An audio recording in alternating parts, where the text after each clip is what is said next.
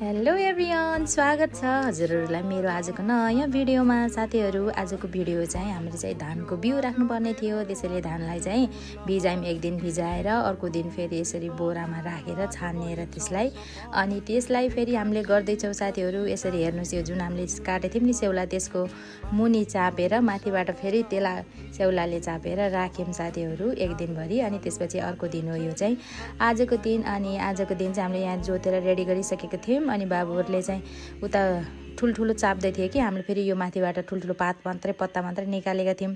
यो फेरि माथिबाट यसरी त्यो जुन धानको बिउ छरिसकेपछि माथिबाट यसरी छर्नुपर्ने साथीहरू, किन यसको छर्नुपर्ने कारण चाहिँ चराले नखाइदियोस् भनेर के। सो माथिबाट मल पनि भयो, त्यही भएर चाहिँ हामीले यसरी छर्ने रहेछौँ साथीहरू। अनि फाइनली सब हामीले छरेर भइसक्यौँ, सबै मिलेर बिउ पनि राख्यो साथीहरू। हजुरहरूले राख्नुभयो कि नै? Thanks for watching, see you next mini blog.